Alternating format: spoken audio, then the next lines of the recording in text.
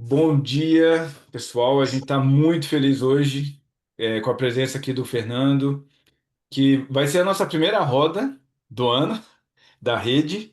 Estamos começando aqui em maio, completamos um ano agora a rede, então estamos também super contentes e completando então para celebrar esse um ano, temos essa primeira roda com o Fernando, que é o primeiro artista da dança, vamos dizer assim, que vai participar aqui das nossas rodas. A gente tem tido o privilégio de trabalhar com músicos, profissionais da área da saúde que trabalham com músicos, e hoje esperamos essa parceria aí, é, que eu tenho certeza que será bem produtiva com o Fernando. Então, Fernando, fica à vontade aí para puxar o tema da roda e depois a gente vem com os improvisos aí, com as perguntas e as reflexões, tá bom? Fica à vontade. Maravilha, bom dia a todos. Queria agradecer muito à rede, né, na figura do Ravi, na figura do Samuel, que fez contato comigo. É um convite muito feliz, né, de ter recebido para a gente passar aqui uns minutos conversando com algo que faz parte da minha vida já há bastante tempo. Sou fisioterapeuta de formação, e aí eu peço uma licença para eu contar um pouquinho sobre como eu Opa, parei nesse dia de lugar. 36, deixei os meninos lá. Tem poucos. Ô, Fernando, Coisa, calma aí. Tem um coisas microfone de aberto. rede, né? É. E dancei quando adolescente, quando jovem, fiz parte de uma companhia de teatro e de dança, então a arte sempre foi um grande motor para mim. Depois, quando eu fui fazer faculdade, né, me Cara, envolvi na aí, fisioterapia com a o ideia. que eles... Eu Se a olhei para gente eles e consegue estavam assim, desligar aqui. o quê? Aí eu disse, semana passada, quando eu cantei essa música, eu até chorei. Calma aí, Aí a gente. moça Estou filmou. tentando descobrir quem é que está com Aí o ela, microfone aqui. então, quando Também chegou não estou naquela parte localizando aqui. Com M, né, É, acho que agora foi. Desculpa, Fernando. Oi? Imagina. E aí, dentro da universidade, obviamente, mantendo contato com a dança, até ser depois convidado para ingressar no Teatro Municipal com um projeto de avaliar bailarinos e tentar entender como que o processo de adoecimento se dava com os bailarinos, né? Estudei com os bailarinos do Teatro Municipal, daqui do Rio, eu sou daqui do Rio, e fiquei muito assustado com a quantidade de lesões numa companhia profissional. Então, já era um indicador preocupante, né, de como mesmo profissionais de altíssimo rendimento, né, profissionais da maior companhia de dança do país, tinham a dor, principalmente, como uma presença muito constante na sua rotina de trabalho. E a partir daí fui me aprofundando um pouco de querer entender como que a arte interfere nesse processo de adoecimento. Porque quando a gente compara, por exemplo, e nesse encontro de hoje eu vou fazer algumas aproximações, quando a gente compara com esporte, por exemplo, o esporte ele vai ter outras finalidades que eu consigo controlar, outras variáveis que são mais controladas, né? Então, eu posso chegar para um atleta de futebol e falar: olha, você tem uma lesão, você vai ficar fora do próximo jogo para você se recuperar, e no jogo seguinte você retorna. Quando eu falo do artista, a cabeça do artista não funciona assim. A cabeça do artista funciona, se ele puder estar no palco, ele vai para o palco. E aí, todas aquelas variáveis que para a gente da área da saúde eram muito certas de serem cumpridas, para o bailarino nada daquilo funcionava, né? A gente chegava, dava umas orientações e quando você olhava, estava ele lá no palco. E muitos com justificativas muito lógicas. Ah, eu preciso dançar, eu preciso ser visto, né? A alma do artista é no palco, eu preciso do aplauso, né? Então eu tenho que estar num um outro campo, né, de atuação em que a saúde às vezes ficava em segundo plano, né?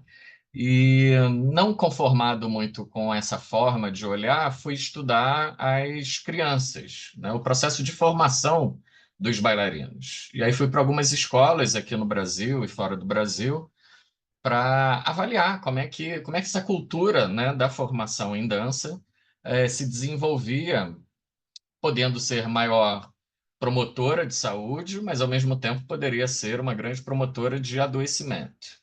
E a gente via que muitas coisas, desde o processo de formação, já eram incluídas de uma maneira muito errônea. Muito porque às vezes não dialogava com o que a gente já conhece de pensamento científico dentro da saúde. Então, algumas práticas que a gente sabe que não são tão interessantes serem feitas, ou que geram grande capacidade ou grandes índices lesionais, continuavam sendo feitas, né? Então, a partir daí, eu criei esse grupo de estudo em dança e saúde e fui, ao longo do tempo, sendo muito procurado, tanto por artista quanto por profissionais que queriam olhar esse fazer do bailarino numa tentativa de fazer de maneira mais saudável, né? Antes até a gente entrar aqui na roda, eu estava comentando um pouco sobre o quanto que isso tem atravessamentos por outras áreas, como, por exemplo, pela área legal, pela área trabalhista, né? Então, eu falo da saúde do bailarino, mas que bailarino, né? É um bailarino que tem garantias trabalhistas, é um bailarino que, se ele adoece, ele se afasta do trabalho e depois retorna. A gente sabe que essa não é a realidade da dança, nem aqui, nem na maior parte do mundo, né? E aí se aproxima com essa realidade dos artistas, onde são profissionais liberais, a grande maioria sem contratos de trabalho seguros, né, contratos muito precários, o que faz com que a sua segurança, né, do processo de recuperação dos adoecimentos seja muito fragilizada.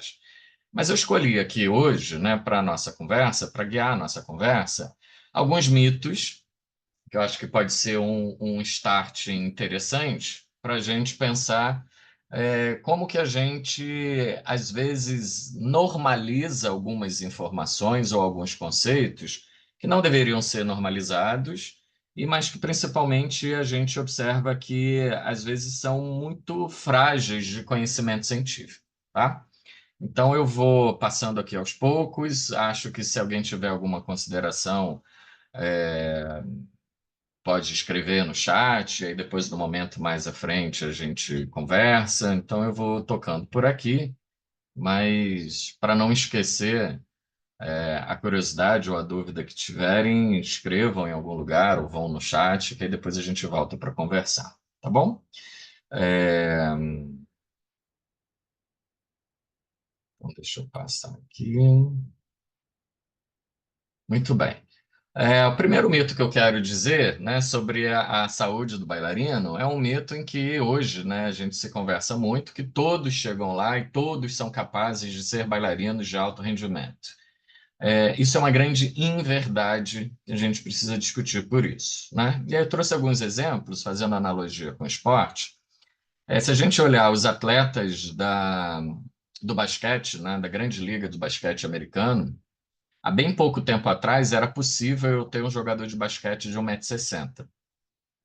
Hoje é inconcebível eu ter no alto rendimento do basquete um indivíduo com essa altura. Então a gente observa, assim como no vôlei, esse outro gráfico que eu trago por aí, de uma publicação já um pouco antiga, mas que retrata um pouco isso, o quanto que nas últimas décadas, para a performance do voleibol, a gente tem aumentado muito a estatura desse atleta.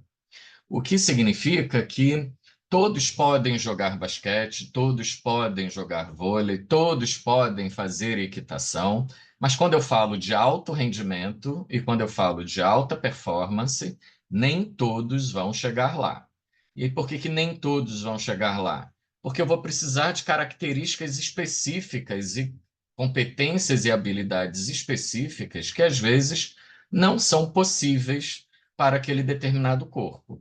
Então, se a gente olhar dentro do universo da dança, por exemplo, né, lá no início do século passado, e a gente olha a Ana Pavlova e o Václav, é, se a gente olhar o corpo desses bailarinos, eram corpos que pouco precisavam de grandes amplitudes de movimento, pouco precisavam de grandes performances de características corporais em grandes amplitudes. Se eu olho isso nos últimos anos, é inconcebível eu pensar um bailarino de alto rendimento sem essas valências e sem essas capacidades. E aqui eu posso exemplificar no balé clássico, mas para qualquer estilo de dança que a gente pensar hoje em dia, o nível de aprofundamento da performance em si está tão específico e tão intenso que eu preciso desenvolver competências e habilidades muito específicas, né?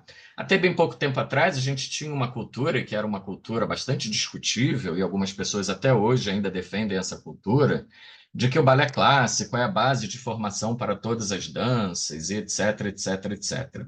A gente vê que isso não faz muito sentido hoje, na medida em que, ao olhar o campo da dança, a gente está olhando performances muito diferentes. Até para a gente, no campo da pesquisa da performance, a performance do bailarino clássico é uma, a performance do bailarino de danças urbanas é outra, a performance do bailarino de dança contemporânea é outra.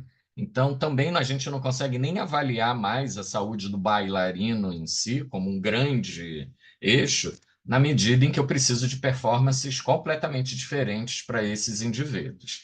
Então, naquele primeiro mito de que todo mundo é capaz de chegar lá, a gente sabe que isso não é mais verdade, porque vai depender das competências e das habilidades que cada corpo conseguiu desenvolver para aquela especificidade.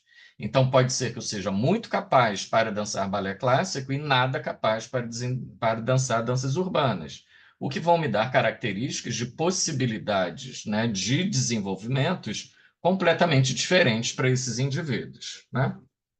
Então, quando a gente fala, né, se todos vão chegar lá, se todos podem chegar no alto rendimento, basta ter força de vontade, basta ter treinamento e todos serão capazes, é uma grande inverdade. Porque no universo da dança eu preciso de alguns determinantes que são musculoesqueléticos, que são características orgânicas, e que isso vai determinar, né, essas características musculoesqueléticas vão determinar a minha capacidade de mobilidade, de flexibilidade e de alongamento, que são variáveis que cada vez mais são exigidas para a performance da dança. Então, se eu olho nesses determinantes musculoesqueléticos, eu vou observando desde lá da composição dessas estruturas ósseas, eu vou ter características que podem facilitar aquela performance X e características que podem dificultar uma outra determinada performance. Quando a gente fala principalmente das estruturas musculoesqueléticas, as estruturas articulares, a gente tem características muito diferentes de mobilidade dependendo de algumas variáveis.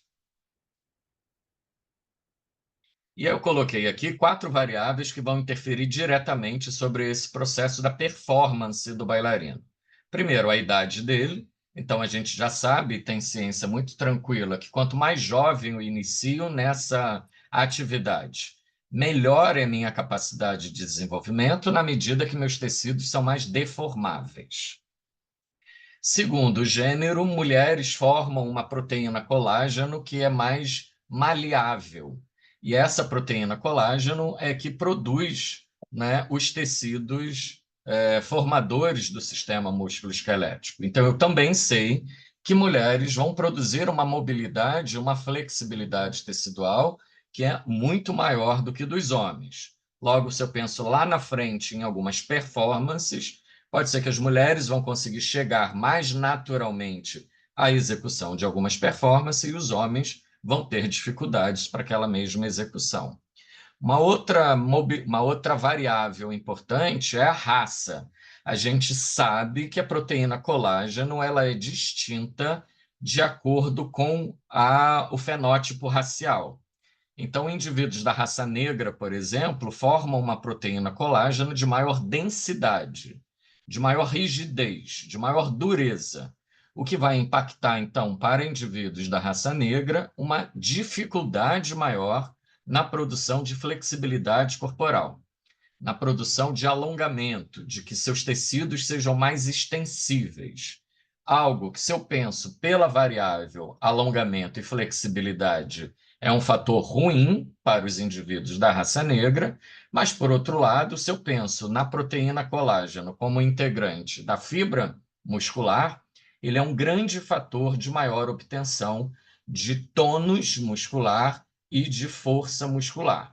O que vai me dar uma característica, por exemplo, fácil da gente observar isso, se eu assisto o mesmo Lago dos Cisnes com um balé russo, e se eu assisto a mesma coreografia ao Lago dos Cisnes pelo Balé Nacional de Cuba, eu tenho características corporais completamente diferentes em cena. É a mesma coreografia, é o mesmo repertório, é o mesmo balé, mas eu vou ter características orgânicas tão distintas que vão me dar uma plasticidade muito diferente. Então, não adianta eu esperar da russa uma determinada propriedade que aquele tecido dela não é capaz de me ofertar, em contrapartida, aquilo que a cubana também vai me ofertar é completamente diferente do que aquilo que a russa vai me ofertar. E nesse cenário, a gente olha por que que o brasileiro, por que que o bailarino brasileiro é tão bem visto no mundo afora. Porque aqui a gente dificilmente tem branco, tem amarelo ou tem negro, né? A nossa miscigenação fez com que os nossos fenótipos e as nossas características endócrinas tivessem essas propriedades muito misturadas, o que faz com que eu tenha bailarinos negros altamente flexíveis no Brasil, algo que eu não consigo ver em outros locais. Eu consigo ter bailarinos brancos, fortes, algo que eu não consigo ver no leste europeu, por exemplo, ou na Ásia.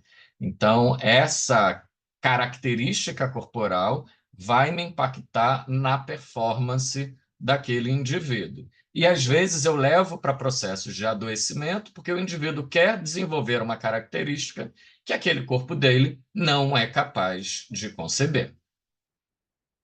Se eu penso principalmente lá na criança, então, na criança onde o seu processo de crescimento é um processo que precisa ser muito bem acompanhado, porque eu preciso ter características de alinhamentos angulares e de alinhamentos articulares para que esse crescimento seja feito de uma maneira adequada. Se eu exponho uma criança desde muito cedo a práticas de forçar muito amplitude de movimento, forçar algum tipo de dinâmica corporal em que esse corpo não está preparado para isso, eu tenho alta possibilidade de gerar danos. E aí eu já vou olhando desde lá da base, quando eu olho pelo olhar ortopédico pediátrico, eu olho lá desde a base crianças com desalinhamentos corporais importantes e às vezes ocasionados por um ensino da dança mal feito ou inadequado. Numa ótica de que todo mundo tem que ter uma determinada capacidade de mobilidade,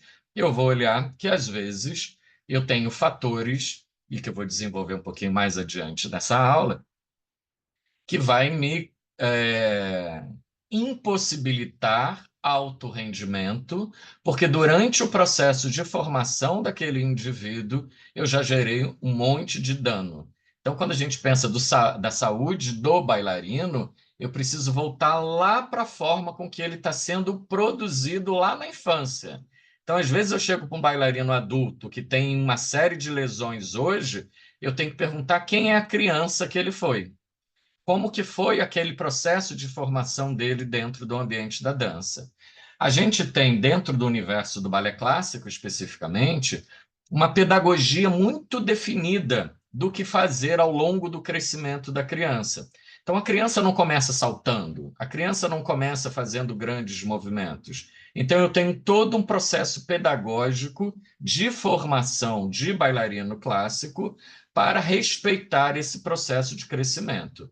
Algo que a gente não vê, por exemplo, em muitas modalidades da dança, em que eu pego crianças muito pequenas, já imitando o indivíduo mais velho ou o indivíduo adulto, imitando a performance de alguns movimentos, o que pode gerar naquele corpo que está em formação uma série de alterações que podem ser muito danosas para o momento mais diante da vida dessa criança. E também preciso olhar como que foi o processo de formação e de crescimento dessa criança.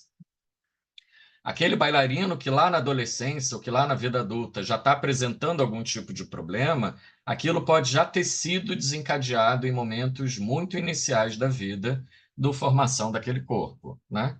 E aí a gente tem hoje, né, crianças super protegidas, onde Enzo e Valentina não podem mais pisar no chão, porque o chão está frio, não podem mais brincar, pular, correr, estar no parquinho. Sempre tem alguém com excesso de protecionismo nesse desenvolvimento motor, a ponto da gente ver essas bizarrices, né? Você vai para shopping e você vê crianças com quase coleirinha, porque ela não consegue nem se organizar espacialmente ainda, tem alguém ali controlando e policiando e monitorando o crescimento dessa criança, né?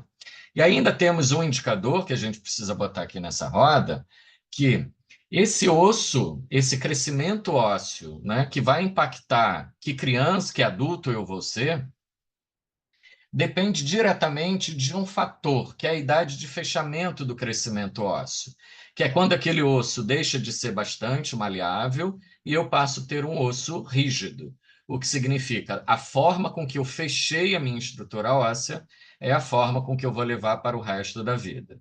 Se eu fechei direitinho, eu levo para um adulto alinhado, com o seu crescimento adequado. Se eu fiz um fechamento ósseo inadequado, eu tenho chance daquele indivíduo fechar de maneira inadequada e aquelas alterações ortopédicas serem permanentes, aquelas modificações musculoesqueléticas serem agravadas por conta de uma formação inadequada.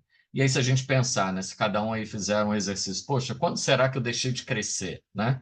Quando que a gente para de crescer? Em que momento seria esse para eu pensar até quando esse corpo é bastante maleável e deformado e quando eu já não consigo ter tanto essa capacidade. Se a gente olhar, os meninos vão ter características diferentes das meninas. Os meninos têm um cheirão de crescimento de 14 a 17 anos e eles começam a fechar o seu crescimento só lá entre 19 e 21 anos. O que isso significa para a saúde do bailarino especificamente? Um menino que comece a fazer balé, ou comece a fazer dança, com 15, 16 e 17 anos, ele ainda tem muito tempo, ainda tem 3, 4 anos pela frente, para eu moldar aquele corpo.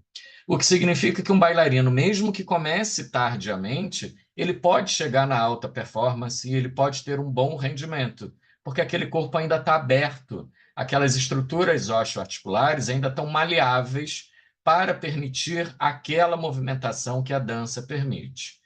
Quando eu falo das meninas, isso é completamente diferente, porque nas meninas eu vou ter um fator que vai atuar aqui, que é a menarca, que é a primeira menstruação. O que significa isso? Na medida em que a menina menstrua, a gente tem no máximo até 2 anos após a menstruação para esse fechamento do crescimento ósseo dela findar. O que significa isso, então? Quando que eu tenho que criar aquelas habilidades que eu vou precisar para a vida mais adulta na dança? Antes desse fechamento. O que significa, então, que uma menina que começa a fazer balé clássico com 16 anos, dificilmente ela vai chegar em alto rendimento. Só que aí, se ela bota na cabeça que se ela forçar bastante, ela consegue, ela, além de não conseguir, porque a estrutura não vai permitir, ela vai aumentar a capacidade de lesão dela. Então, por isso que eu resgato aqui essa ideia de que a gente precisa olhar muito lá para trás, principalmente com um acontecimento que a gente tem hoje dentro do universo da dança, que é uma espetacularização da dança cada vez mais precoce. Então, a gente acha lindo as meninas cada vez mais cedo em festivais de dança, em grandes competições, forçando angulações, forçando amplitudes de movimento, que são muito danosas a esse corpo que está em formação. A gente vai observar que a maior parte dessas meninas que são muito forçadas para festivais de dança nem chegam no nível profissional. E por que não chega no nível profissional? Porque com 16, 17 anos já estão com 2 cirurgias de joelho, já estão com lesões em várias partes pelo corpo e não conseguem chegar no alto rendimento. Então, algo que a gente precisa parar, se eu quero pensar a saúde desse bailarino, eu preciso pensar a saúde dessa criança, a saúde desse adolescente, para ser um profissional que consiga ter uma carreira de alto rendimento. Assim, eu imagino que deva acontecer com a música, por exemplo. Então, é lindo ter projetos que a criança, desde muito cedo, pegue lá o violino e comece a treinar.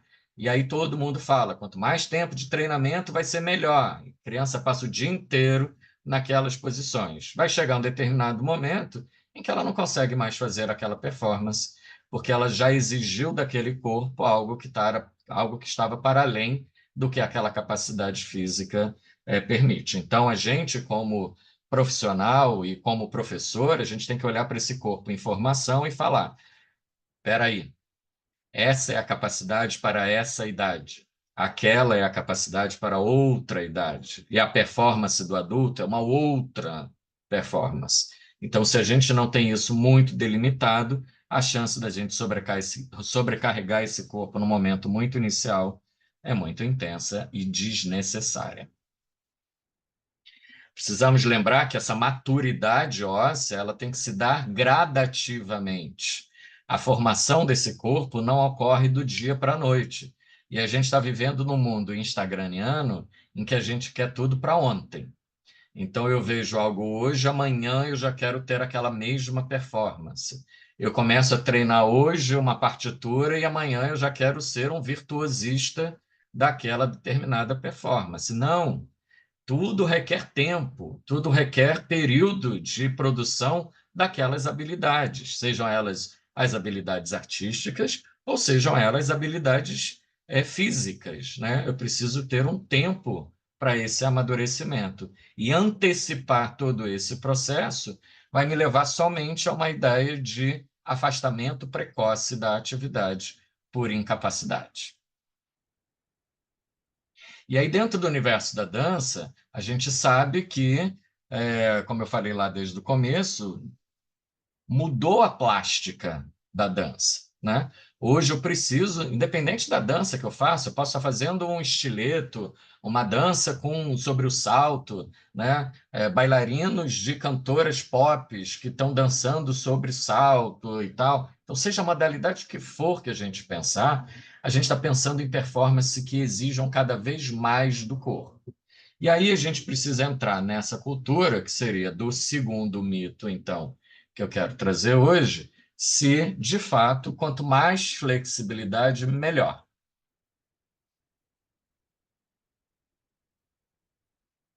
Dentro do universo da dança, é comum você ver aluno que fica lá se pegando, se esticando o tempo inteiro, querendo se abrir, querendo forçar as suas amplitudes. E aí essa ideia de que não, desde cedo eu tenho que ter uma forçação de barra, a professora vai sentar em cima da criança para poder abrir mais o quadril dela, para poder rasgar essa amplitude, algo bastante natural que alguns aqui estão até já torcendo o rosto, falando, meu Deus, né? Isso acontece? Sim, isso sempre aconteceu no universo da dança. A gente tem que começar a pensar e refletir um pouquinho sobre essas capacidades, né?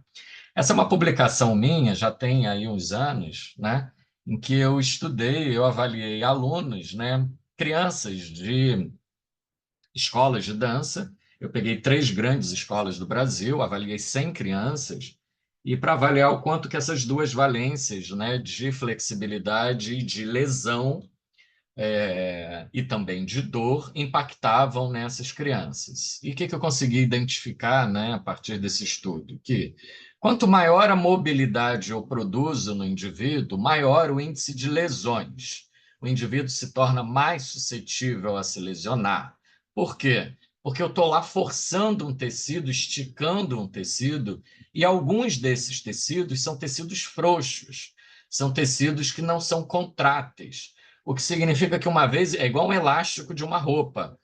Se eu fico esticando o tempo inteiro, o que vai acontecer com aquele elástico? Ele vai embeiçar inteiro, ele vai ficar todo frouxo e ele perde aquela capacidade anterior. Com isso, então, eu torno aquela articulação uma articulação muito mais suscetível a se lesionar. Para além disso, a gente observa que quanto maior a flexibilidade, quanto maior a flexibilidade, maior a presença de dor, porque eu estou exigindo dos tecidos uma produção de tensão muito maior do que o que ele é capaz de suportar. Logo, será que esse mito, então, vamos ficar rasgando todo mundo, esticando todo mundo? Na música tem isso bastante também. Vamos todo mundo se alongar, então fica lá todo mundo se esticando, se alongando o tempo inteiro. Será que é isso que vai produzir a redução do nível de lesão e do nível de dor? Nesse meu estudo, identifiquei que não, mas maior parte dos estudos que a gente tem hoje de grande relevância corroboram com esse meu achado, né? Ter maior mobilidade me impacta em maior risco de me lesionar e maior risco de sentir dor. Então, temos que ter muito cuidado com essa ideia de que grandes flexibilidades são características sempre muito positivas para o universo da performance que for, seja na dança, seja na música, seja no esporte, seja onde for. Essa grande mobilidade, né, ela não vai estar associada a essa grande produção de alongamentos, de ter que ficar se esticando o tempo inteiro. A gente precisa ter muito cuidado, porque esse excesso de mobilidade torna a minha articulação mais suscetível ao trauma. Que trauma especificamente? As entorses, as luxações, as subluxações, né? E as sobrecargas tendinosas. Então, eu posso aumentar a chance de produzir grandes tendinites, por exemplo, porque eu tenho uma articulação muito instável e que, por isso, a minha musculatura tem que ficar mais contraída para estabilizar aquele determinado movimento. Então, eu estou gerando uma sobrecarga sobre um determinado tendão por uma cultura de um excesso de mobilidade que não precisa ocorrer. Então, o alongamento, né, dentro da dança, ele aumenta a mobilidade, ele aumenta a flexibilidade, ele ajuda a me preparar para uma determinada performance, ele pode diminuir o meu risco lesional se associo com um trabalho de força, mas ele não evita a lesão acontecer, porque a lesão ela é inerente a um conjunto de fatores e não a um fator pré-determinado. Então, se eu fico lá me alongando o tempo inteiro, não significa que eu vou minimizar o meu risco de lesionar. Significa, às vezes, que eu posso tornar mais instável um equilíbrio que eu preciso ter entre a mobilidade articular e a estabilidade daquela articulação. Principalmente quando a gente vê algumas coisas por aí que se dizem ser alongamento e às vezes não é nada. Alongamento, para ser alongamento, ele precisa manter o músculo ao maior comprimento possível por no mínimo 30 segundos. Então, aquelas coisas de ficar ali assim,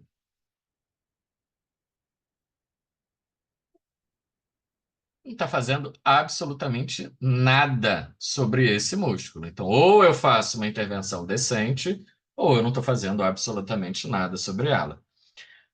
Músico é ótimo, né? Músico, a experiência que eu tenho com a orquestra é assim, gente, vocês precisam se alongar antes, vão ficar 2 horas tocando, né? Eles, tá bom, doutor. Eles ficam lá assim, se mexe rapidinho, faz um negocinho para lá e para cá e acha que resolveu a história. Então, precisamos desenvolver uma cultura de que mobilidade, flexibilidade tem que ter equilíbrio com o trabalho de força. Não adianta eu só produzir alongamento se eu não tenho reforço muscular.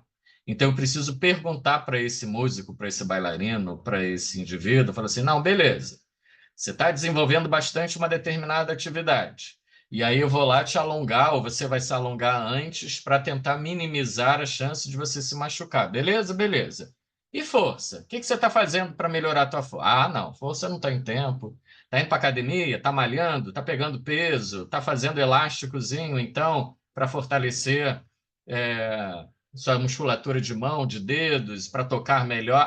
Não, aí eu não tenho tempo, aí não dá. Não vai adiantar nada. A performance musculoesquelética só é adequada se eu consigo ter um equilíbrio entre minhas valências de flexibilidade e a minha valência de força.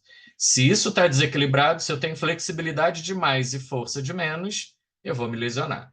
Se eu tenho força demais e mobilidade de menos, eu vou me lesionar. Então, eu preciso estar com equilíbrio entre essas duas valências para saber se a minha performance vai sair de maneira adequada ou não. Então, preciso inserir na vida deste indivíduo um trabalho de força associado a um trabalho de mobilidade. Aí vem o terceiro mito. Não, mas aí no bailarino, se eu fizer um trabalho de força, eu vou perder flexibilidade. Essa é uma figura pública, todos conhecem essa mulher que está aí, Graciane Barbosa, né? Alguém acha que falta flexibilidade nela? Olha essas imagens aí, ela fazendo polidense. A gente consegue? Primeira coisa, eu não consigo fazer isso daí. Então, de cara, eu já não tenho menor flexibilidade para isso. E qual grande valência que a gente olha para o corpo dela, além da flexibilidade? Força.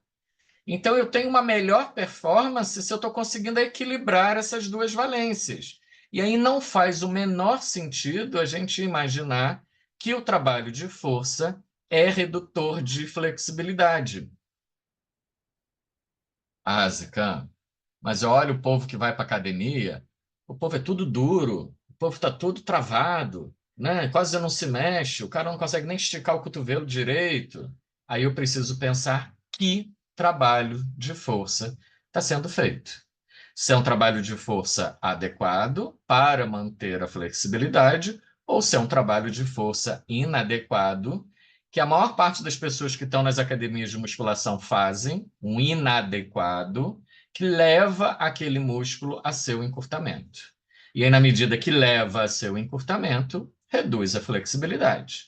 Então, não é que a força reduz a flexibilidade, e sim um trabalho de força inadequado, mal preparado, mal conduzido, sim, vai reduzir a flexibilidade. E qual é o problema disso? O músculo que não é elástico, quando eu quero executar uma determinada atividade, eu estiro aquele músculo, faço uma lesão. Se ela no tendão, faço uma tendinite. Se era no ventre do músculo, faço um estiramento muscular. Então, às vezes, eu estou ali tocando meu violino, é algo de mobilidade pequena, não quero grandes performances, mas eu saio dali, vou esticar a mão para algo. Se aquele meu músculo não tinha aquela flexibilidade, já vou ter risco lesional. Então, a gente precisa pensar que esse trabalho de fortalecimento muscular precisa ser muito específico para o indivíduo de alta performance, seja músico, bailarino, ator, seja quem for, desse universo artístico, em que ele precisa fazer trabalhos específicos para aquela determinada performance em que ele precisa. Porque eu tenho tipos de fibras musculares diferentes, então eu tenho indivíduos que têm fibras mais do tipo 1 ou mais do tipo 2, indivíduos que são muito magrinhos, mas que têm bastante força, indivíduos que têm mais massa muscular, mas têm menos força. Então, eu tenho performances corporais muito diferentes e por isso eu preciso avaliar, ser avaliado por um profissional que entenda disso, para saber que tipo realmente de fortalecimento muscular está adequado para aquele indivíduo, né? Preciso produzir mais força dinâmica, mais força estática, com que tipo de exercício, né? Se eu olho, eu tenho uma performance, por exemplo, daquilo que eu ganho e desenvolvo na musculação, que contra a resistência, contra altas cargas, né? Que são forças dinâmicas, forças para finalidades específicas de vencer determinadas resistências.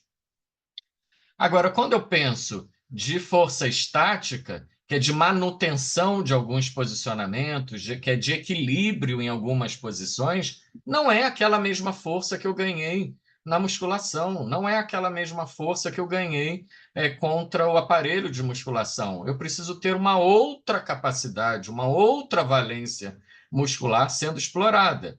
Então, a gente vê muito dentro da dança hoje as pessoas fazendo aulas muito rápidas, movimentos muito rápidos, porque a gente está ansioso, porque a gente está vivendo num mundo que tudo tem que estar pronto para amanhã, então a gente leva essa ansiedade para dentro do universo da dança.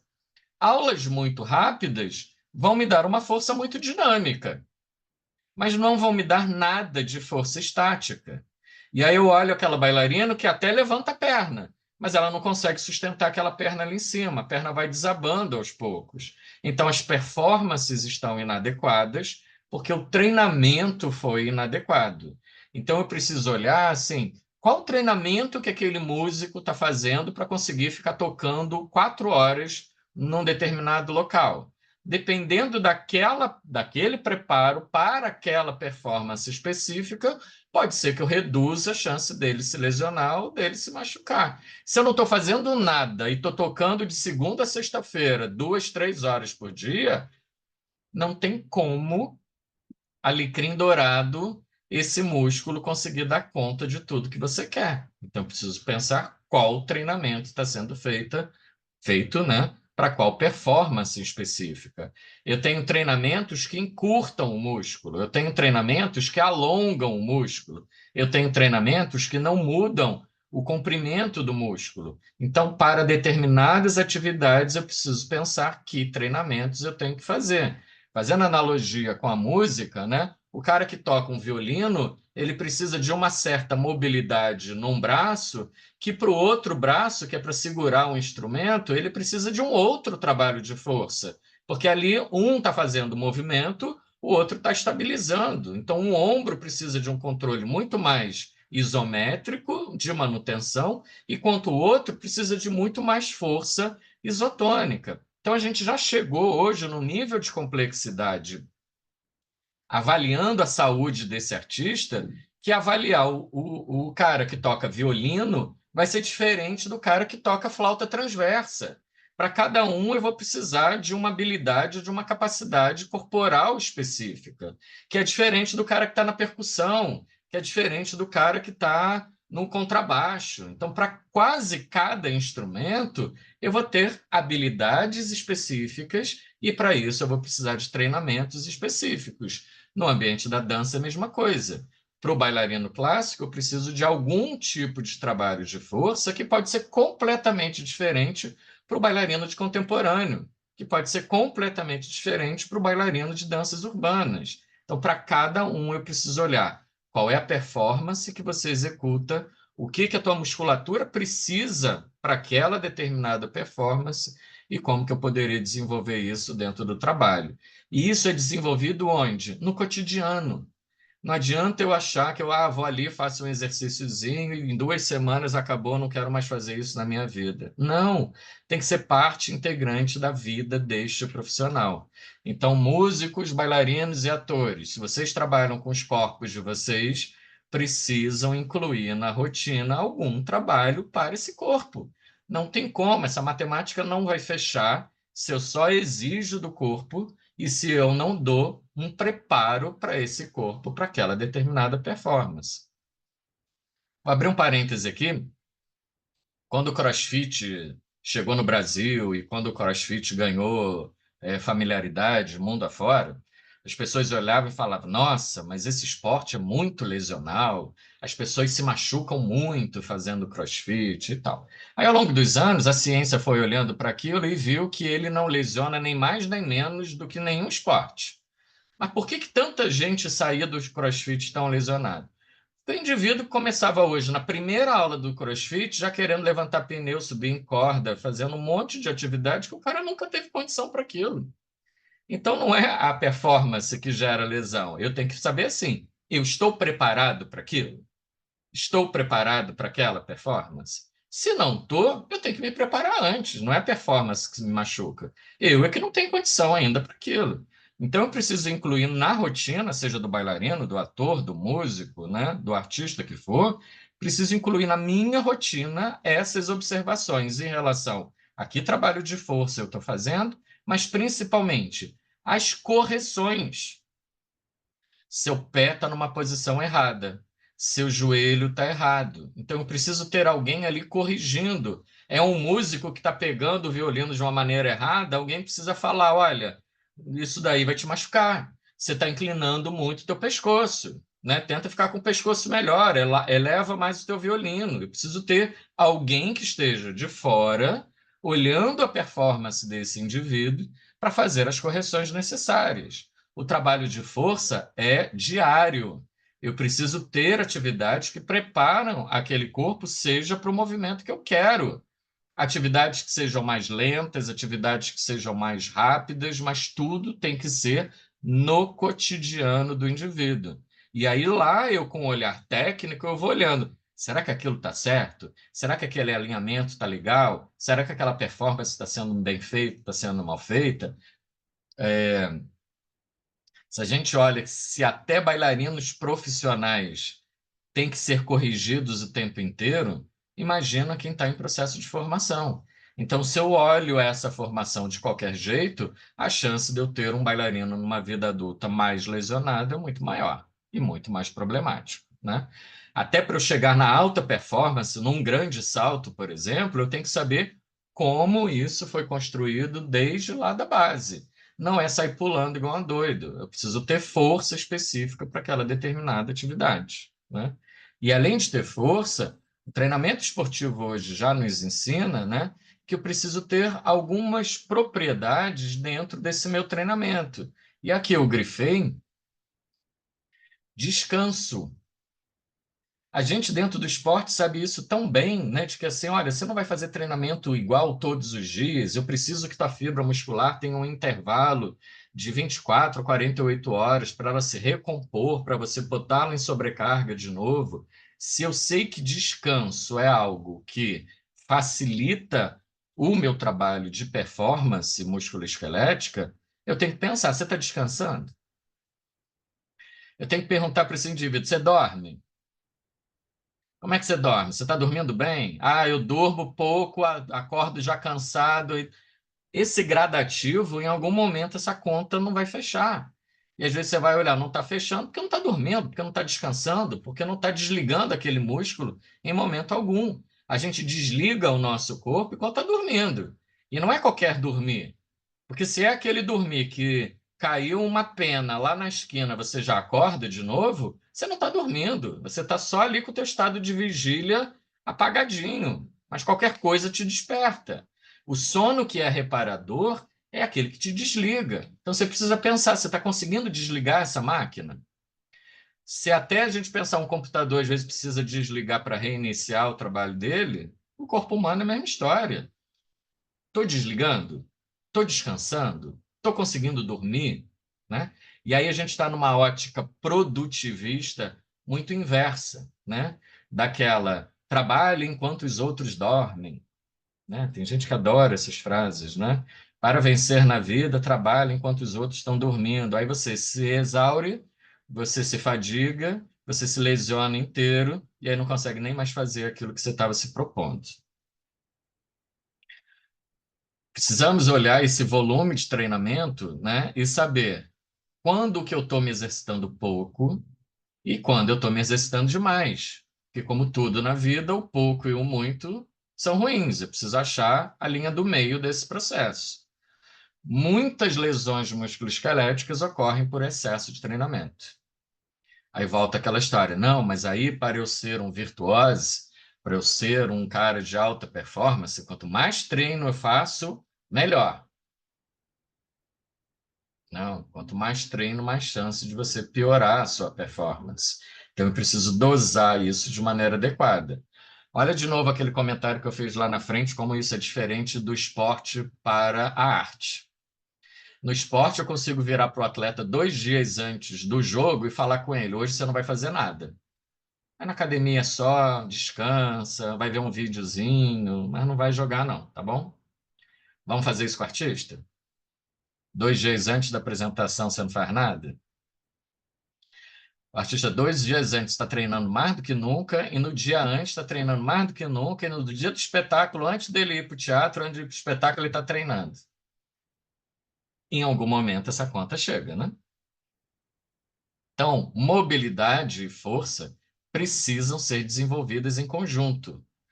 Eu preciso ter um treinamento onde essas duas valências ocorram juntas, senão a gente vai ter problema.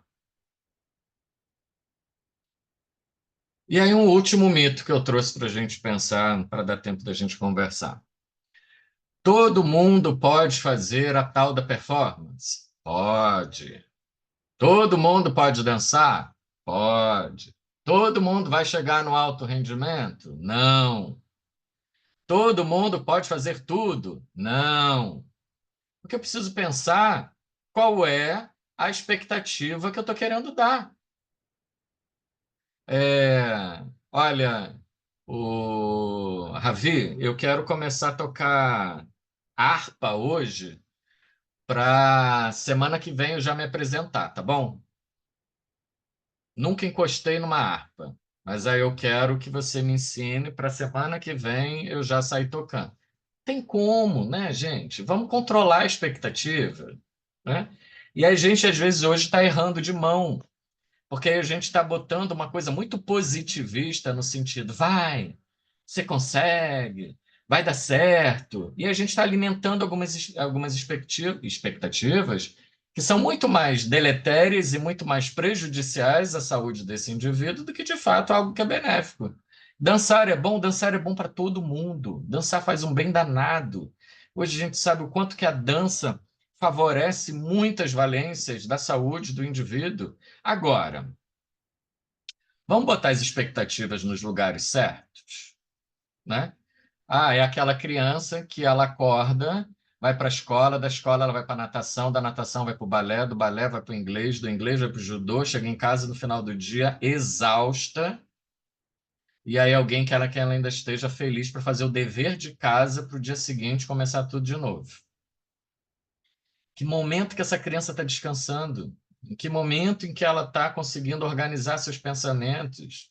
Então, qual a expectativa que eu estou dando, né? Ah, é um indivíduo de mais idade que quer dançar. Que maravilha! A gente sabe o quanto que é benéfico a dança na terceira idade. Mas eu não quero que todos vão para passar patilha de ponta. Eu não quero que todos vão fazer pirueta, porque vai atacar uma labirintite em meia dúzia delas. Então, temos que saber qual é a expectativa que eu quero dar para cada indivíduo, porque senão eu erro na saúde desse indivíduo. Aquilo que poderia ser altamente benéfico passa a ser algo completamente prejudicial. Ah, festivais de dança é super bacana, tem um cunho pedagógico super legal. A criança perder sua timidez, ela conseguir estar em público, ela conseguir estar num palco, ser vista, isso é super bacana. Só que está vindo atrelado uma outra coisa que é muito ruim, que é a competitividade. E não aquela competitividade de que assim, poxa, coleguinha ganhou em primeiro lugar e eu não, mas poxa, ela dançou bem melhor do que eu mesmo, né? Ah, eu preciso crescer mais, treinar mais para eu ganhar. Não, não é essa competitividade que está sendo dada. Ou é aquela competitividade, vamos na raça, com sangue no olho, para tentar ganhar, que é altamente prejudicial, ou o oposto, é aquilo, vamos todo mundo para festival e todo mundo ganha medalha, para todo mundo sair feliz daqui. Não, tá errando do mesmo jeito, né? Ah, vários festivais de música, todo mundo ganha prêmio. Não, eu tenho que ter prêmio para quem é melhor. Aquele que não é melhor, ele tem que ter um aprendizado, ele tem que ter um processo pedagógico ali ocorrendo para dizer, olha, ainda não está legal. Daqui a pouco pode ficar legal, mas agora ainda não está, né? E aí, se eu penso o mundo instagramiano, pode ser as coisas mais bizarras que o povo posta com os vídeos das crianças fazendo coisas, ou dos adultos fazendo coisas mais bizarras, e aí os comentários sempre são: linda, maravilhosa, arrasou, né? Quem está sendo pedagógico de fato naquele processo, né? E às vezes o professor está refém disso.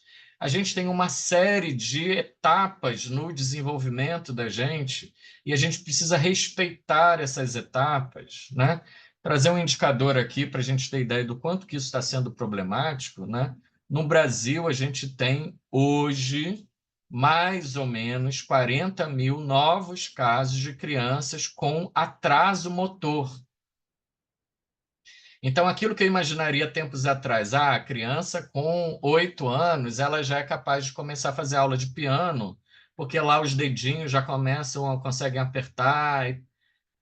Eu tenho uma quantidade enorme de crianças que não vão ter essas capacidades cognitivas, não vão ter essas capacidades de coordenação motora naquela determinada idade, porque eu estou produzindo gerações com atrasos extremamente significativos. E por quê? Porque a gente está cada vez mais restringindo as experimentações motoras das crianças. Então, a gente tinha, tempos atrás, uma ideia muito clara o que a criança na fase pré-escolar consegue fazer, o que na fase escolar. Então, cada momento da vida, a gente tinha ideia muito clara do que seriam as capacidades daquele indivíduo. Eu começava com movimentos muito básicos e eu ia aprimorando aqueles movimentos, né? Não vou começar a tocar piano com as duas mãos. Eu vou estar com uma mãozinha, e depois eu vou estar com uma outra, e depois eu junto as duas. Eu vou estar combinando essas habilidades no momento lá na diante. No crescimento de uma criança dentro do universo da dança, eu vou desenvolvendo habilidades aos poucos, para lá na frente ela ser capaz de ser executada. E aí eu tenho que olhar, então, para aquele indivíduo que eu estou recebendo, se aquelas capacidades, se aquelas habilidades estão se desenvolvendo, ou se elas estão coerentes com aquilo que eu estou pretendendo, né? Aquele indivíduo está fazendo aquela atividade de maneira voluntária ou ele não está nada afim de fazer aquilo? Ah, não, eu sou um músico erudito, só toco numa orquestra sinfônica, mas para eu ganhar dinheiro eu tenho que tocar no casamento no final de semana. Aí ele está indo para o casamento pau da vida, porque o som é ruim, porque as pessoas estão gritando do lado dele. Então, será que isso está favorecendo aquela performance dele, né? Então, precisamos olhar como é que está essa indução, essa pressão, esse ambiente, esse fazer, que às vezes o fazer ali é que é o fazer adoecedor. E que crianças a gente está tendo? Essas. O que está acontecendo com as nossas crianças que serão os futuros músicos, os futuros bailarinos? Gerações cada vez mais sedentárias, obesas e com déficits de desenvolvimento motor.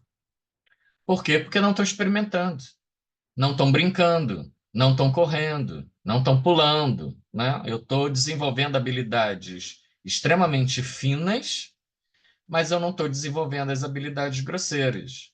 Ah, professor, o que que isso tem a ver com o nosso papo de hoje? Ué, o que que vai ser esse artista daqui a pouco? Será que ele desenvolveu músculo para dar conta daquilo que eu estou exigindo? Será que ele desenvolveu essas habilidades motoras para ser o bailarino que eu vou receber daqui a pouco? Então não adianta eu pensar lá na frente, né, no adulto de hoje, se eu já estou errando no processo de formação desse futuro artista, né? Aí volta lá de novo aquele slide. Um monte de pé desabado. Por quê? Porque não está brincando, porque não está andando descalço em lugar nenhum, né? As habilidades do desenvolvimento, por exemplo, para formar um bom alinhamento de pé, que tem que ser fechado até 8 anos de vida, é dado por quê? Por criança que esteja pisando na areia, descalça. E aí Enzo não pode pisar na areia porque a areia tem cocô de gato e aí ele vai sujar o pezinho, então ele tem que estar de tênis. Então, enquanto que a gente está errando nessas capacidades de desenvolvimento músculo-esquelético e que isso vai produzir adolescentes que já estão com problemas, adolescentes que já estão com incapacidades. E aí eu penso, então o que que eu quero fazer com essas crianças? Eu quero desenvolvê-las de uma maneira adequada. Eu uso essa imagem aqui, que é uma imagem para a gente ver o quanto que, às vezes, a mesma informação que você está dando para a mesma criança ela entende de maneiras completamente diferentes. Tem uma professora aqui na frente mostrando algo. Cada uma entendeu de um jeito, cada uma está fazendo de um jeito.